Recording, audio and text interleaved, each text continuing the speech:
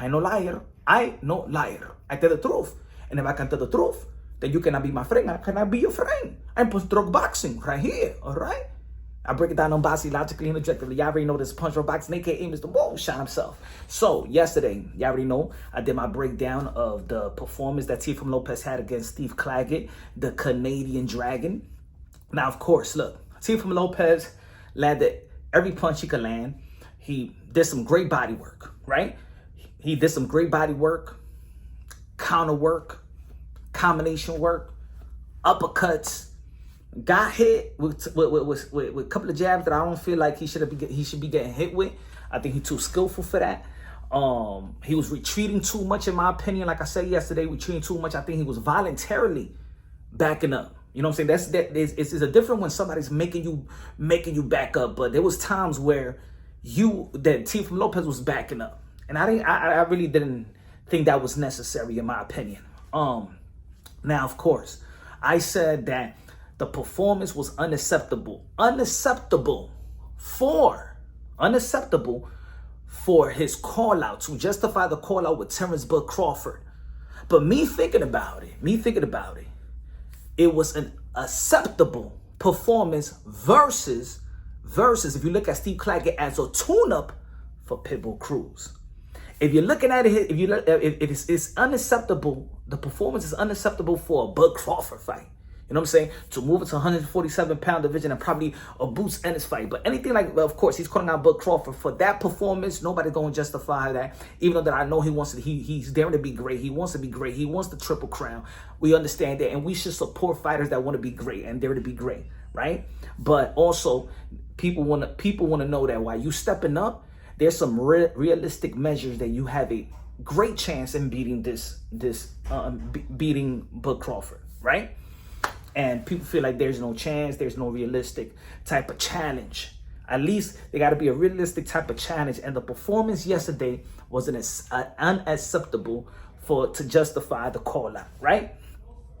So, but if we look at it, if he has a potential unification bout with Pitbull Cruz, then Steve Claggett was the perfect style, the perfect fighter for a tune-up to Pitbull Cruz. See, when you see the pressure of Pitbull Cruz, probably the best pressure in the 140-pound division, one of the best pressure in the sport of boxing, right? We haven't seen a pressure like that since Sean Porter in the welterweight division. But Pitbull Cruz is a pit bull, right? And if you're looking at any opponent that you could have a tune-up to prepare for Pitbull Cruz, the strength of Steve Claggett coming forward nonstop was a perfect fight. Perfect stay busy fight, or a tune-up, but that's a perfect tune-up. There's a difference between stay busy fight and a tune-up for a Pitbull Cruz. Now, since Steve Claggett's pressure didn't bust the pipes of Teofimo Lopez, because Teofimo Lopez won every round. I think the people, we got carried, a lot of people, the sport of boxing got carried away because of the opponent. A lot of people didn't know who Steve Claggett was, even though that Steve Claggett actually beat the guy that beat Subriel Matias. Steve Claggett beat the guy that Keyshawn Davis is about to fight. So, even though he has 7 losses, he ain't no chump. He's going to come and fight, and he did just that. At his biggest opportunity, he came and fight, but Teofimo Lopez was he's another level type of fighter, you feel me?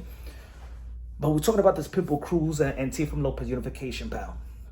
I think that Teofimo Lopez is going to be well prepared to fight Pitbull Cruz now because think about it, if you had a Pitbull Cruz and he's coming off a Pitbull Cruz fight, coming off the Jermaine Ortiz when he was running around, coming off the Sandor Martin fight when he was not trying to engage, and the Josh Taylor, great performance. But outside of that, we haven't seen that type of pressure put on Teofimo Lopez like Steve Claggett. Again, it was good pressure, and then sometime it was that Teofimo Lopez was letting him get pressured when he didn't have to. Because when he stand his ground in the middle of the ring, he was letting some combination. In that 8th round, he could have got him out of there. And I think that Teofimo Lopez probably was a little bit gassed up, in my opinion. But anyway, I think that Teofimo Lopez could contain Pitbull Cruz. I think he could beat Pitbull Cruz. I believe that Gervonta Tank Davis, think about it, Gervonta Tank Davis is a powerhouse, right? Well, Gervonta Tank Davis was retreating versus Pitbull Cruz and still won with one hand, right? That's what they say, one hand. But he still beat Pitbull Cruz. And I think that Teofimo Lopez, as we saw yesterday, has the leg work. He could pivot, he could turn you around, he could actually beat you off and be actually accurate on the back foot, on the ropes. So that's one of the we got to take the good things depending on what's gonna be next. Again, if you're looking at this fight with Steve Claggett and be like, yo, and he's calling out Bud, he wants Bud, nah. But if you're looking at this fight, he won every round. You're looking at Pitbull Cruz, smart tune-up fight. If that's the case, if that's the next move, that was a smart pick to fight, to prepare for Pitbull Cruz. Not only for Pitbull Cruz, for Brian Norman Jr. as well, if he's going to be moving up to the 147-pound division. Not only Pitbull Cruz, but guess what? Who also come forward? Subriel Matias. So now we look at it like that and just take our minds out of the Bud Crawford or myself, because I've been supporting the Bud Crawford, right? The Bud Crawford fight, Teofimo Lopez, because I believe that 140-pound lineal champion versus the 147-pound lineal champions is, I believe is there to be great. Roberto Duran versus Sugar Ray Leonard type of style, right? When Duran moved up.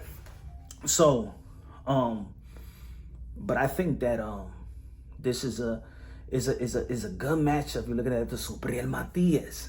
The same type of pressure. So maybe Teofimo Lopez was gearing up for those potential unification bouts. Subriel Matias did lose, and then but Pitbull Cruz. But I think that was the perfect opponent for the 140-pound division as a tune-up. So we got to look at it as bro. See, yesterday I'm just looking at it like, come on, Teo, man. Come on, man. The people got to understand that you the takeover, and you got to have a takeover performance versus so when you call out Bud Crawford, people understand who the hell you are. You feel me? I don't think. I respect the call out. I respect what he wants, but I don't think it's just gonna. I don't think the fans is behind it. They're not behind that. Teofimo Lopez said yesterday he doesn't care. This is his admiration. This is his goals, and we understand that. He's been the underdog versus Lomachenko and Josh Taylor, so I can understand his mindset. Like, yeah, y'all didn't have me picking Vasily Lomachenko. Y'all thought it was crazy. Y'all didn't have me pick beating Josh Taylor. Y'all thought I was crazy. Now y'all think I'm crazy now. So Teofimo Lopez also has is justifying the people's or debunking the people's assessment of him wanting to fight Bud Crawford, because you ain't believing him in versus Lomachenko, and you ain't believing him in Josh Taylor. What makes you think that he thinks that you're gonna believe him versus Bud Crawford? He don't care. So I understand that, but it is what it is. For unification about Pitbull Cruz, I think that he's well equipped and he can go back to the drawing board and take out what he did great in this fight. And now he got somebody that can mimic and prepare him for a Pitbull Cruz or Subriel Matias if you still want the Subriel Matias fight. And I think that'll still be a good fight at Madison Square Garden.